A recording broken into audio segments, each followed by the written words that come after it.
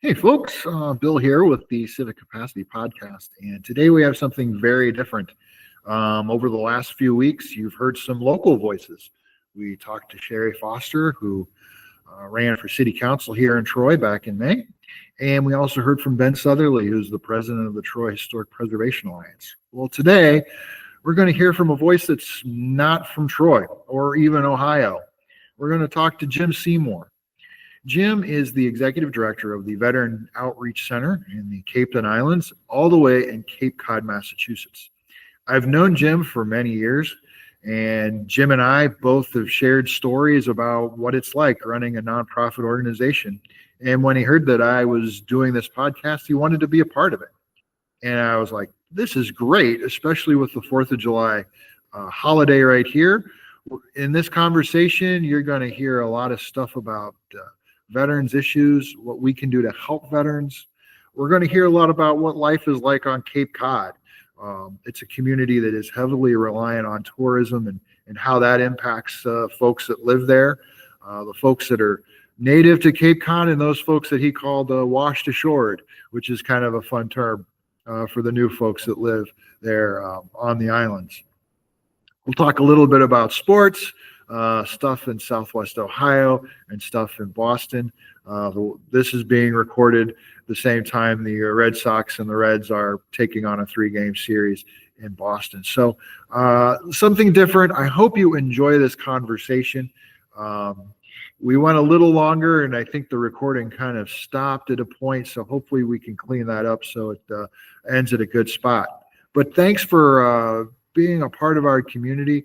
Thanks for watching. Thanks for listening. And continue to reach out to us at www.civiccapacity.com to learn more about our hometowns and the ways that we can make positive change here in the community. Thanks for watching.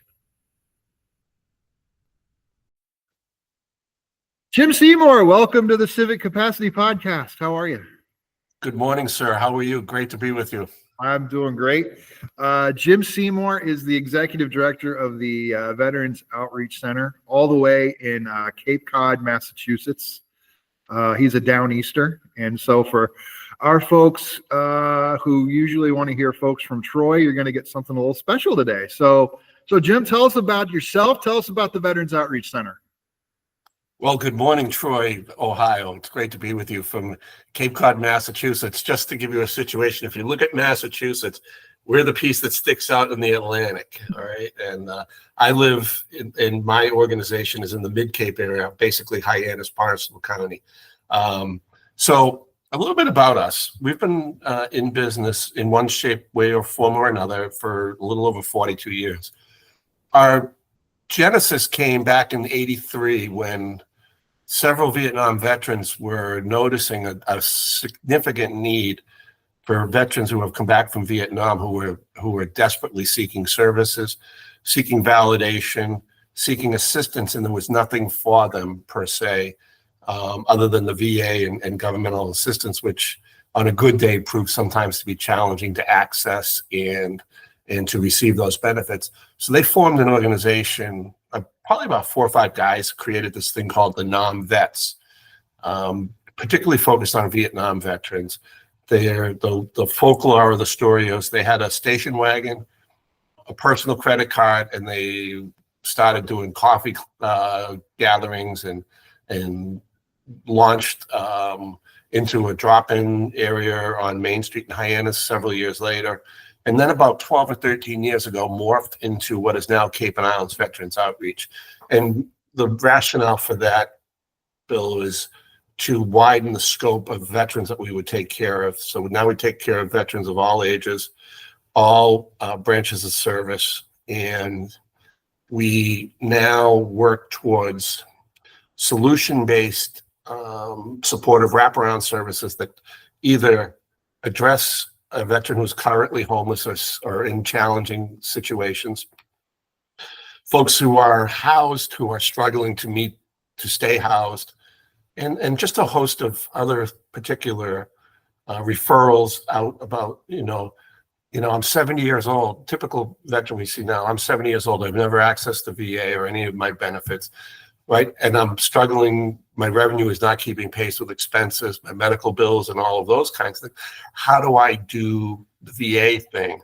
And we make referrals. So we do a lot of intake, and then we refer out to whether it's veteran service officers who are at the community level, the municipality level, and they administer what they call Chapter 115 funds, which is Commonwealth of Massachusetts benefits to low-income veterans. It's a great program, and it really helps particularly the ultra-poor veterans.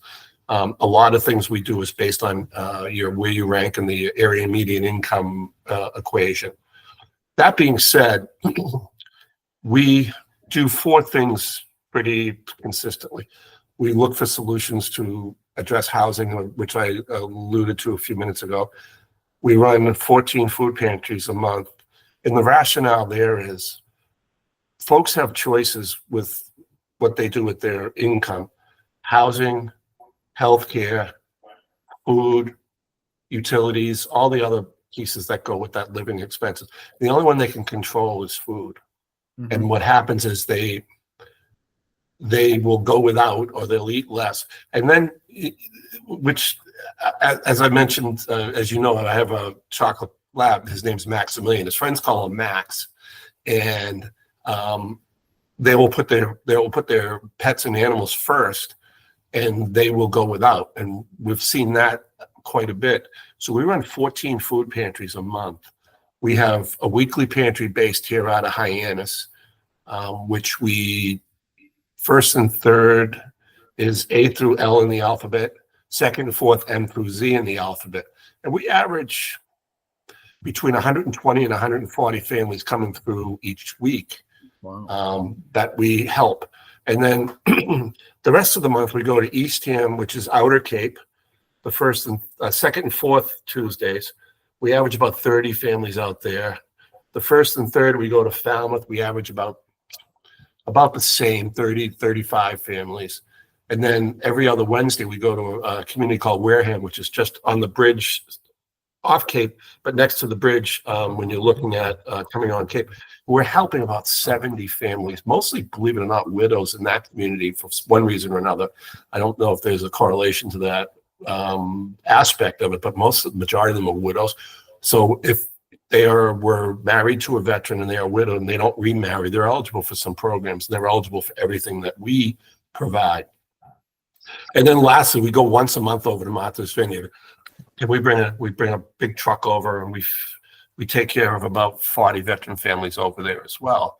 And then lastly, we do home deliveries on Friday to veterans who can't get out of the house, whether they're unable to drive or they're housebound. So we do about anywhere between 15 and 20 of those every Friday. And it's a big operation. It's probably the largest book of business we do in the work that we do consistently, budgetary wise, resource wise. I've talked about housing, so we run 2 transitional housings, which takes veterans from couch surfing or unstable housing situations, puts them into a program, gives them a shelter so they can work the program and get back into, all right, what do I need to do, personal development or whatever it might be, to get them so that they can go out and find a permanent rental housing or whatever it might be and move back into the community and take, responsibility for their actions and their living. The other thing we stood up a couple of years ago, we identified that veterans were struggling to get to medical appointments. And we looked at a bunch of different options, and we stood up a transportation program in which we coordinate third-party purveyors. So, for example, local cab company, Uber is another vendor, Prime Medical for folks that may be wheelchair, van, travel, those kinds of things. And what we do is if a veteran has a disability rating less than 30%, we will fill that gap and provide rides for those medical appointments. The rationale being veterans that have a 30% disability rating are eligible for VA transportation to VA appointments. But non-VA appointments, that coverage doesn't apply. So we do the guys that are less than 30% to all their appointments, and the guys and gals north of 30% to non-VA appointments if and as necessary.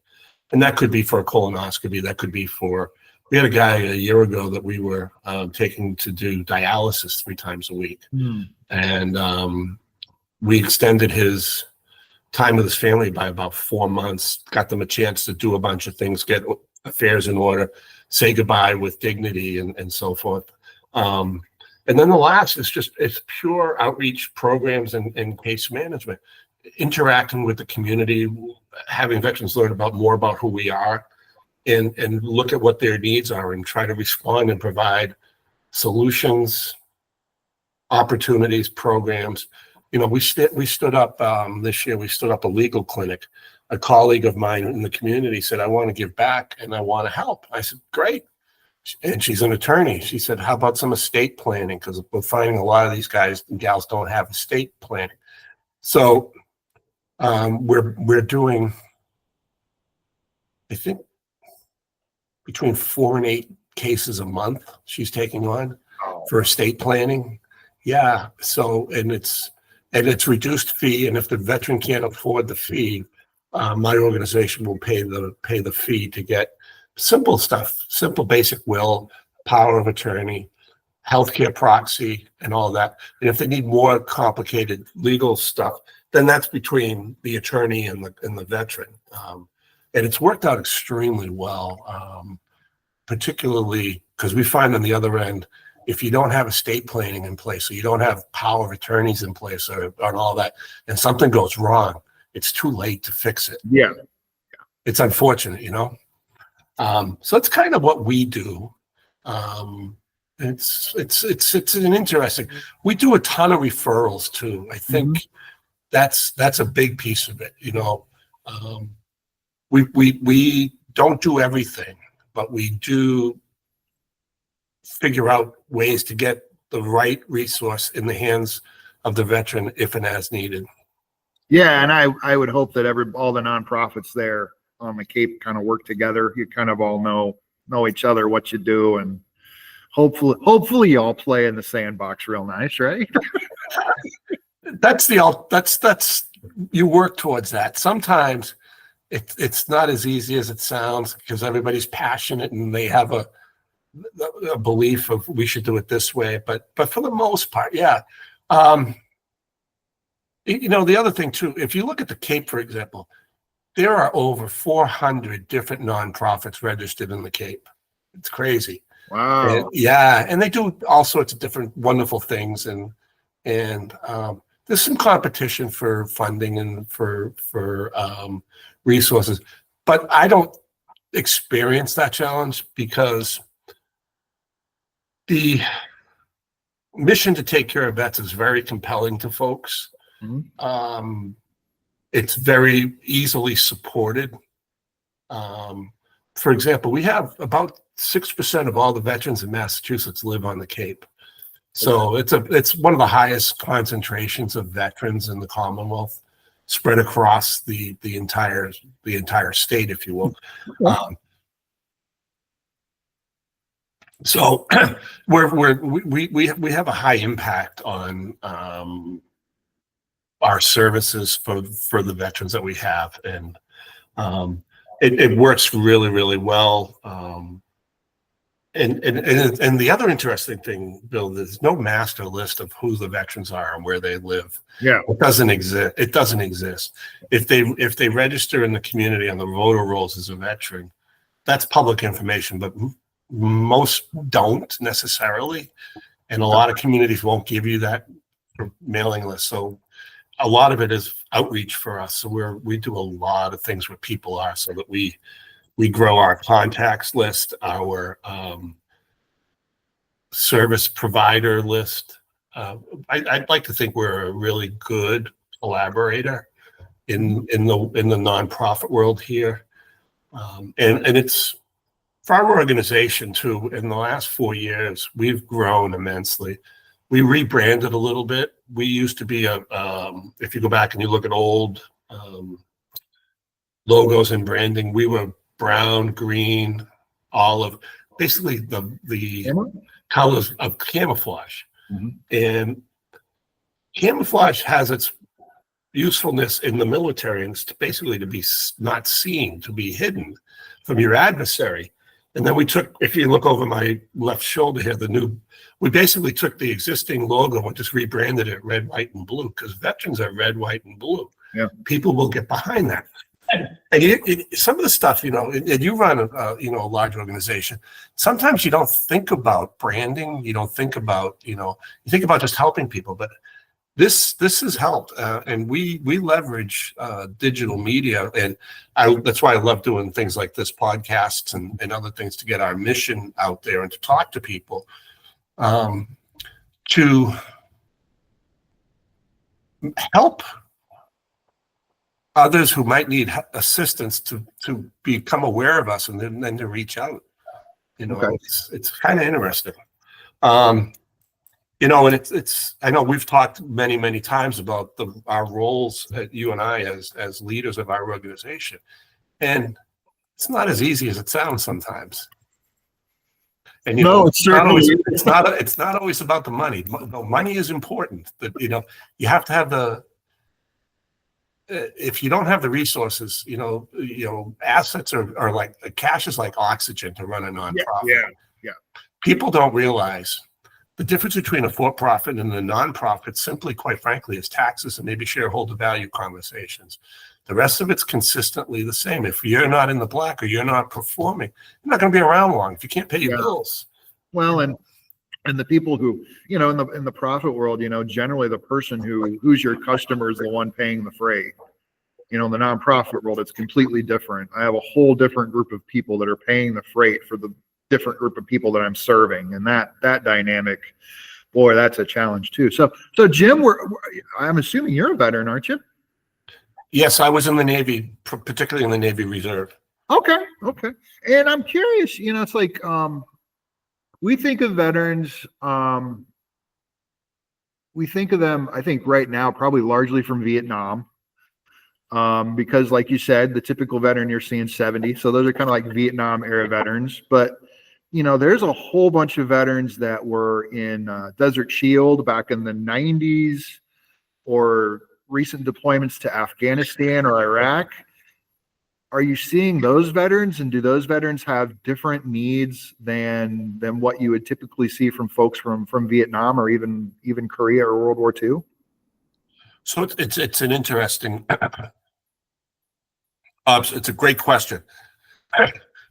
In the impact of, for example, Desert Storm, Desert Shield, operating Iraqi Freedom, and Afghanistan, and all, those particular veterans can't afford to come back to the Cape because it's very expensive to live where I am. The average house price transaction in Barnstable County is around $600,000.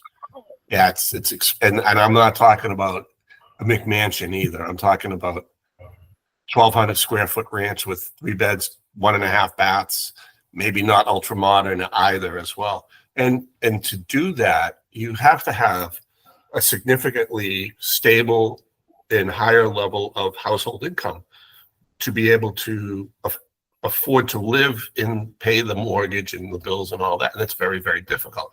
We are seeing some of them, they're finding their way to the Cape, but the vast majority of our book of business is Vietnam veterans, aging veterans, folks that for the first time are, as I mentioned earlier in the conversation, their income isn't keeping pace.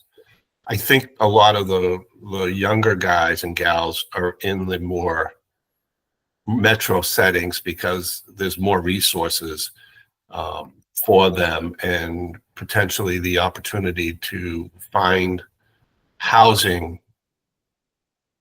is a little bit easier, or housing that they can afford. A typical 1-bedroom apartment here is probably almost $2,000 a month, $1,900 a month. It's expensive. Wow. I got a 29-year-old daughter who's working for Elder Services, great kid, and doing a great job, and can't afford to move out. And when we think of of the Cape, definitely different than here in Western Ohio. Western Ohio is more of a manufacturing area. Jobs are fairly relatively plentiful. I mean, the unemployment rate here runs anywhere from about 4 to 5% in good years, and we're kind of having a good year now.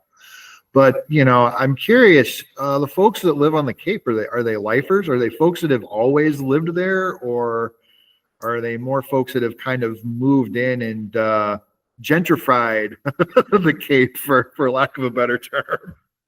It's a great question, Bill, and it's very interesting. So there were two types of people on the Cape: people that were born here, literally born on the island, which means they would have been born in the hospital in Hyannis or Falmouth, and then everybody else is a wash ashore. All right, everybody else is a wash ashore. All right. Even if your family resided here on the Cape and you were born at a hospital in Boston, for example, you're considered a wash ashore. And it's a very interesting badge of honor that the community down here, so if you look at Barnstable County, there's about 230,000 year-round residents, and that jumps to about 700 to 800,000 in the summer. Yeah, tourism, hospitality are a big piece of the income here on the Cape.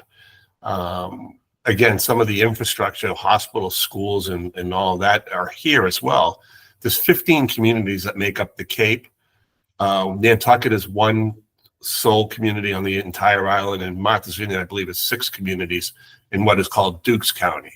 So, the 15 communities, and obviously, as the further you get outer Cape, as you come from the elbow and start going up towards Truro and P-Town, the amount of occupied community space gets smaller and smaller and smaller. The biggest metro areas are obviously Hyannis, which is where I'm based out of, and Falmouth, which is on the other side of the near the Upper Cape.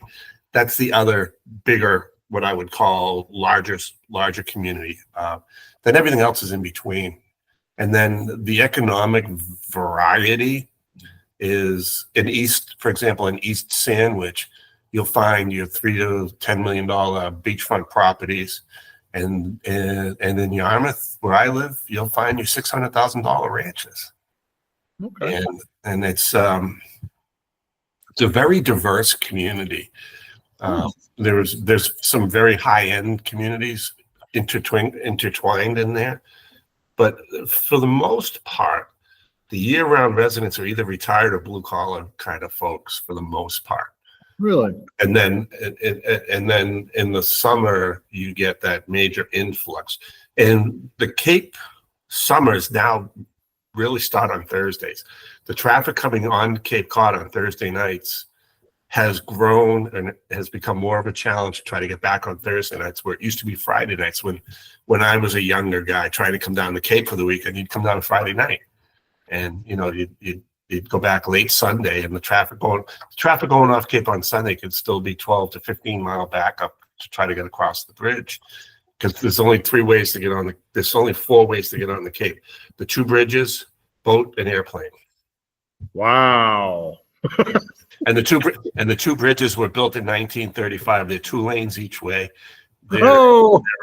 Yeah, and they were working on a bigger plan. They need to be replaced at some point, but that's a multi-billion-dollar question and answer, and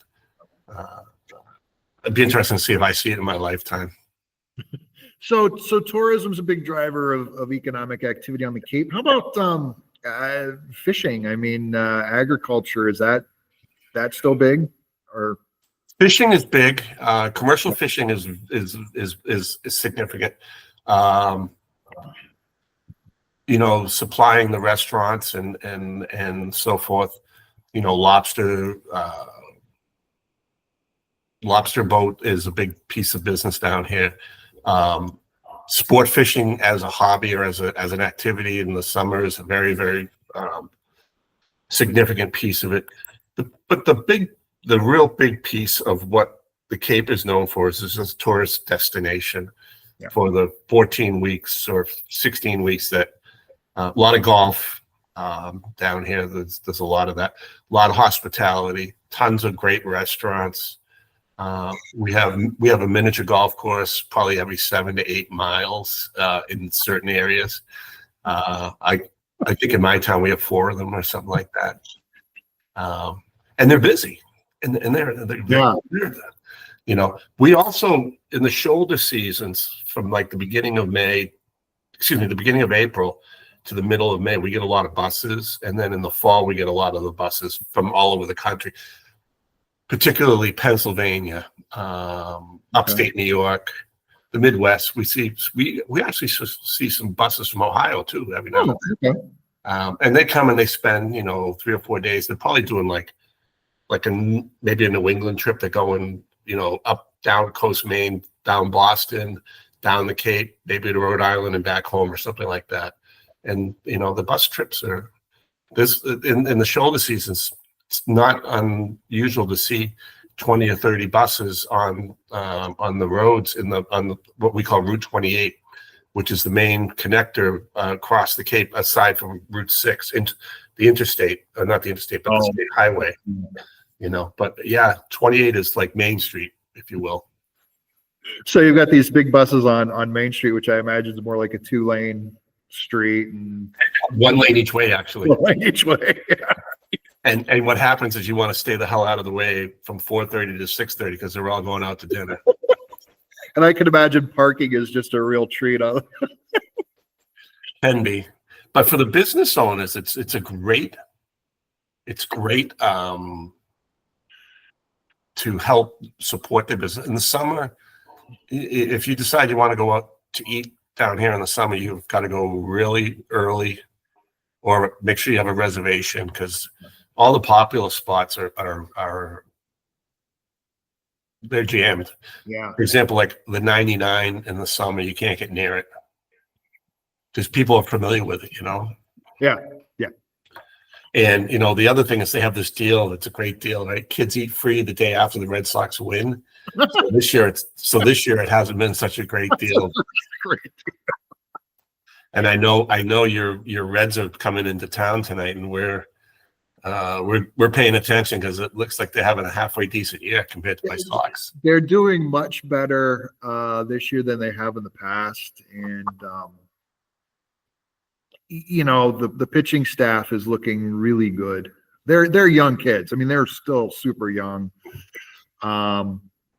Chase Burns, I think, goes tonight, and this is being recorded on Monday. So yeah, Chase Burns is going to make his second start. The thing is, Chase, the first 5 batters he faced were the top of the New York Yankees, and he struck them all out. I mean, and he got judged 3 times, I believe. Yeah, the kid can bring the heat, and so. If the pitching staff does okay with those young arms, they'll be good. But, how's it going to look in late August and September? Will they wear down? Will they break down? Who knows? And we'll just see what happens. And, it's interesting. They're going to acknowledge the 50th anniversary of the 75 World Series, which was painful. But I was in grammar school back then. So I might have been in, I don't know, 5th or 6th grade back then. And it was a big deal. And then we thought that was painful. Then the 86 happened, and that was worse. And then thank God 2003 happened. And then yeah. Oh, well, and as we had a great run in Boston from with the Patriots, the Bruins, the Celtics, and the Red Sox. All kids that are now 25 years old don't understand the pain my generation. The pain, I know. Yeah, no, the only thing that ever happened in my lifetime early on was the Bruins won in 71. The Celtics had a nice run with Bird in the mid 80s. And then everything else was a drought. There was a time when the Patriots were in danger of being blacked out on a game because of ticket sales. Were they still had 2,000-3,000 tickets outstanding, and they would black the game out, and that isn't the case anymore. Now it's you basically have to get tickets willed to you through an estate plan. Yeah, and it's a, the Big Red Machine is still revered as royalty here in Southwest Ohio, even though their victory was, 50 years ago. But, everybody knows the names of Joe Morgan and Johnny Bench and Pete Rose and Tony Perez. Most people can name the starting eight, the whole 9 yards. And like you said, it's been horrible for Southwest Ohio sports fans. 1990 was the last year the Reds won it. Cincinnati, the Bengals have never won anything. No, I know.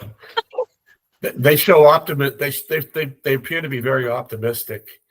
Yes. Early on, and then by the time you get to the mid-season, then you try to avoid being mathematically eliminated from the playoffs. Well, and Cincinnati's problem, at least on the football side, is they start terribly slow. I mean, they'll end up 0-2 or 0-3 or 1-3 to start the season, and it's just like at that point you're always kind of trying to catch your tail at that point, and it's just really hard to get back on track.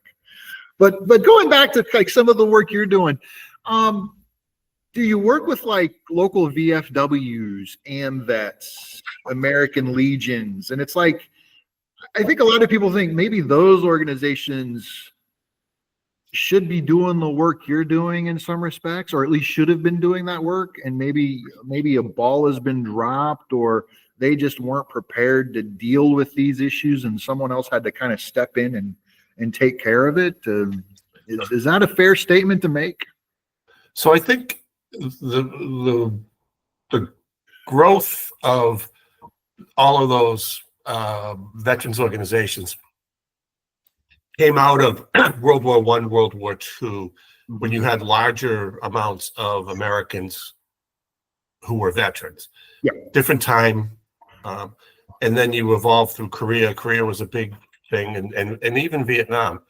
But from that point on, we're seeing a steady decline of legions and VFW posts staying in existence because they don't have a membership.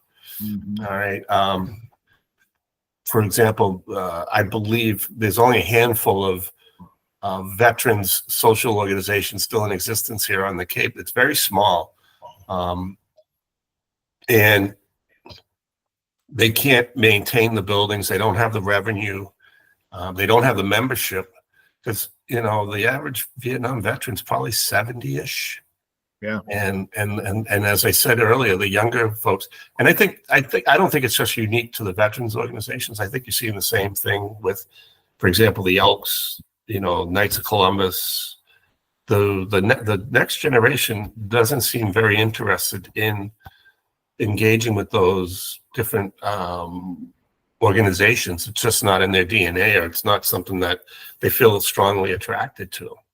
Yeah, I mean, it's like my father was an elk, and I was actually elk for a couple of years. But I mean, it's like I remember growing up, it was like Tuesday was elk night for Dad, and Wednesday was moose night, and I think on Thursdays he went to like the Eagles. And it's not that you never saw them, but it was like social activities were more prized if you did it individually, I guess, especially for fathers. And it's like now it's like, the social activities I do end up being with the family, and it's like, right. I'm not taking my kids to the Elks Club. It's not fun for them. It's not fun for me, Right. No, I get it.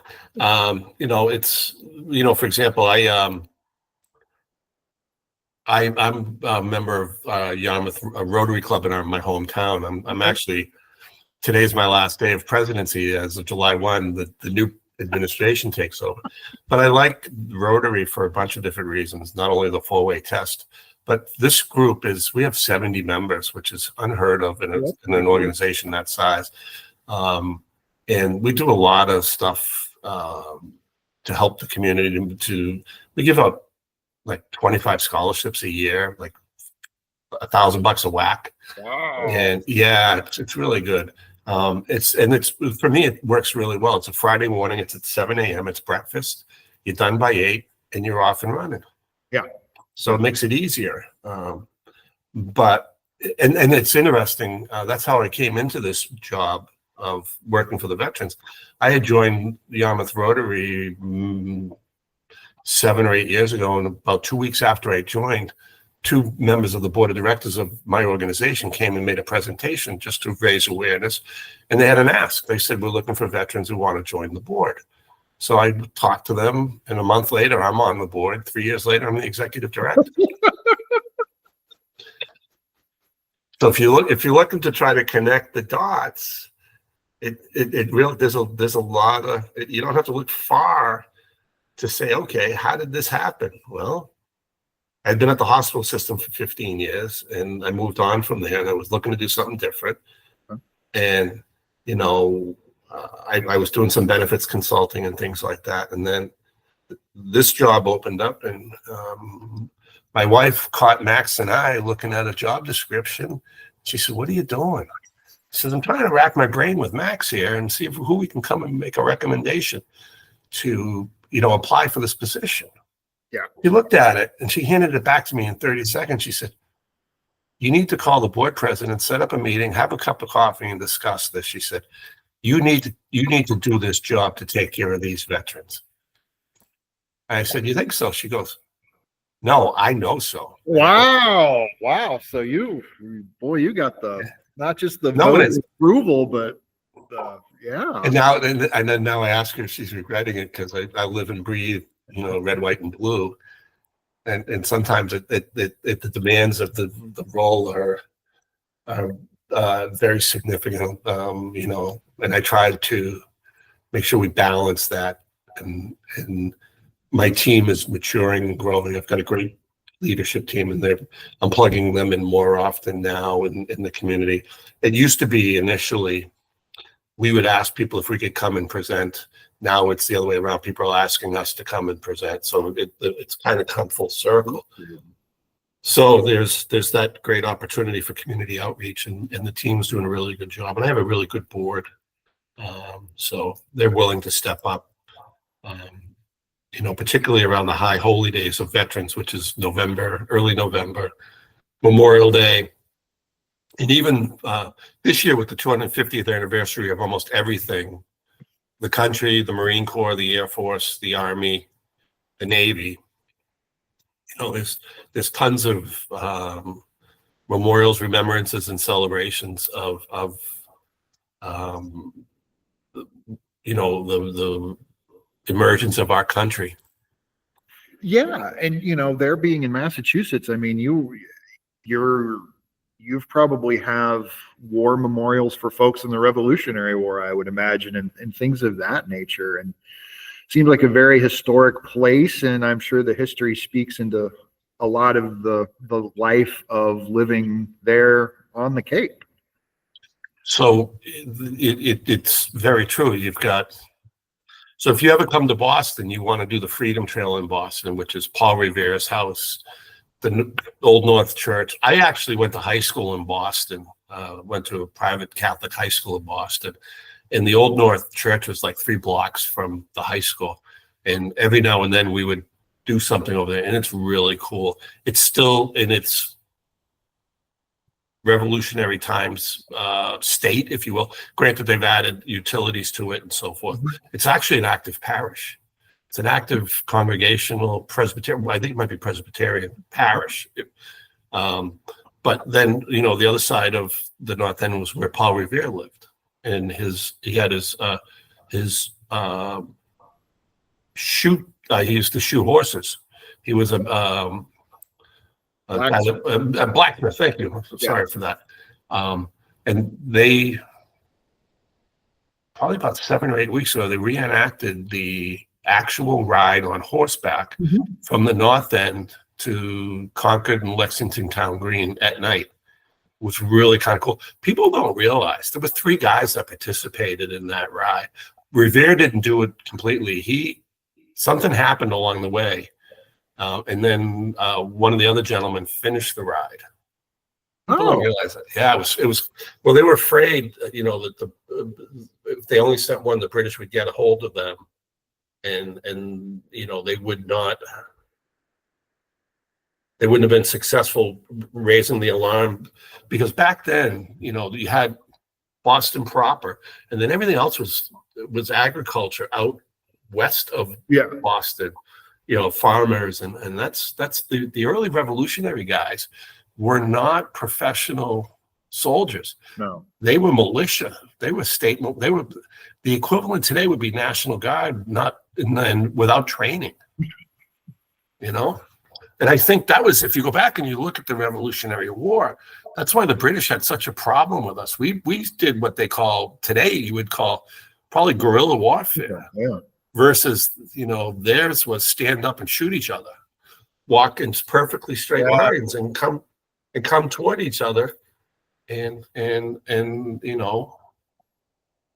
we started taking out the officers because that made sense. Once you took out the command, it's a great battle strategy, but it was foreign to the British. That wasn't the way war or battle was affected. There was this kind of gentlemanly. Yeah, there was like an honor and dignity to march out there, and the commanding officer was out front with his sword and his, on a horse, and his horse, and all that stuff. Yeah. And now the reverse. If you look at the military, there is the rank and all that, but they try to make sure that you can't differentiate, because that is still a strategy today. You take out the command and control mechanisms, and then troops will be potentially confused or lack direction. But that's the other thing too today. If you look at the United States, and you look at the way we train, if the squad guys on the front lines, the lance corporals and the private first classes, don't understand the mission, it's doomed to fail. You need them to understand, if something goes wrong, this is the strategy. Someone else steps up. That's why I think we've been successful. Nobody wants to go to war. Let me be really clear. People, join the military to protect and defend our country, but nobody goes in and says, and it has happened in the course of our history, particularly when we have a major war like War I, II, Korea, or Vietnam. You're going in, and you're going somewhere. Mm-hmm. Today, it's possible you don't go to Iraq or Afghanistan, but you could still wind up in Korea. Most every Marine goes through Okinawa. If you're in the Marine Corps, you're going to spend. If you're in the fleet, there's a good chance that you're going to Okinawa at some point. If you're in the Army, you're going to Germany at some point. Yeah. Particularly if you're in the Air Force or the Army, because we have Ramstein Air Force Base. We have a major medical hospital over in Germany, military hospital. And then if you're in the Navy, you can go almost anywhere. You're either in the Atlantic or the Pacific. Yeah, I mean, I remember in high school, I had met with a recruiter, took the ASVAB test, and did all the things, and they're like, you need to go to the Navy, because the thing they drilled in me was, you're not just going to learn how to be a midshipman or a sailor, but you're going to learn a skill. And that was the thing that was really interesting. It's like, we're not just trying to create the modern day warrior, which we are, but we're trying to you're going to come out of your military experience with a set of skills that are going to be extremely unique, but can be working in other places that are going to make you valuable once you're done with your service. I'm curious, how can average people either on the Cape or here in Western Ohio help veterans? What are some of the big felt needs that an average listener to this podcast might be able to help a veteran? So I have two types of veterans that come into my office on a consistent basis. Those looking to help, to your point in this conversation, are those seeking help. From the general perspective, I find it always a great conversation when you're passing by and you recognize somebody that's coming towards you who's a veteran. You say thank you for your service first and foremost.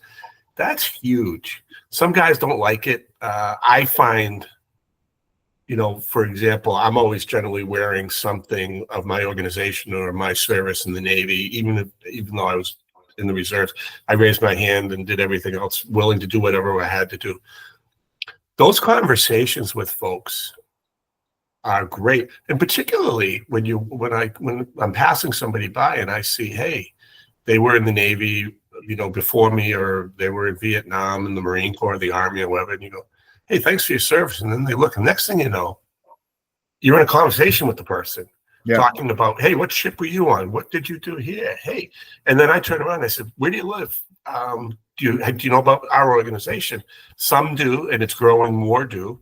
But then, you turn around and say, hey, here's my card. If you ever need anything or you have questions about benefits, about programs, about anything, give us a call. That's what we do. And, I'm always doing outreach, I guess is the right word, because I think it's important.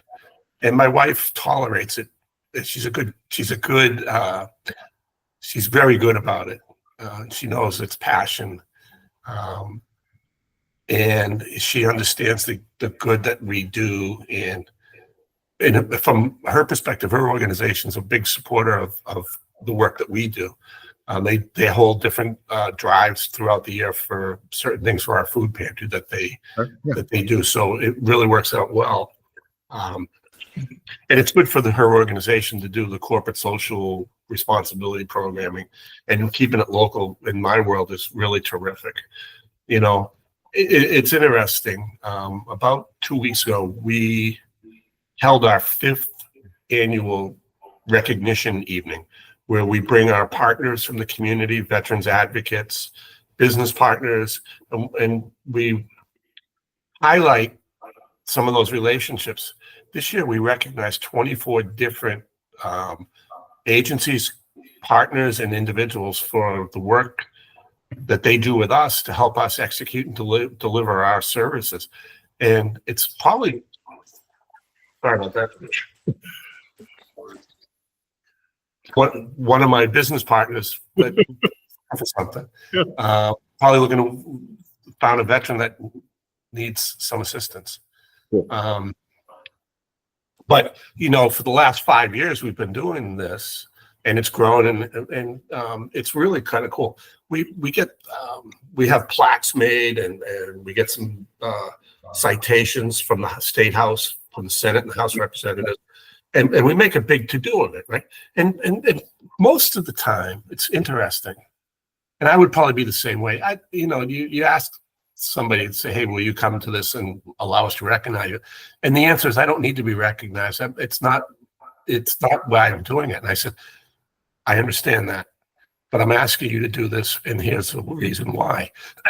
I'm going to give you a plaque and a citation. Please frame the citation and the plaque and put it in your high-vis areas of your business so people can see that you're not only are you giving back, but my organization is something that you believe in. And then it might lead to the conversation of, oh, hey, that's a great idea. How do I get involved with that group? Absolutely. And it grows, and it really does. Absolutely. So cool. It's really kind of cool. Well, in our last few minutes together, what I really want to ask is, what is the 4th of July like on Cape Cod? Because it seems like this really beautiful, idyllic summer spot where I would imagine that the whole town's red, white, and blue, American flags everywhere, fireworks. What's it like? So it's obviously the height. It's probably the busiest week of the year here from a tourist perspective. Everybody wants to be on the Cape for the 4th of July. You think about it, it's the 50th anniversary of the movie Jaws as well. So yeah. So everybody wants to be on the Cape on the 4th, but nobody wants to meet Jaws, right? It's really cool. Each town does a bunch of different things. There's a lot of beach evening fireworks and bonfires and that kind of stuff. The real highlight is obviously up in Boston with the concert on the Esplanade, and it's interesting. I'm not even going to be on the Cape for 4th of July. I'm going to be in Boston, actually. Okay. And you'll love this. My daughter got tickets for the Bananas baseball game at Fenway Park on Saturday. Yes, we're going to the Bananas on Saturday night in Fenway Park.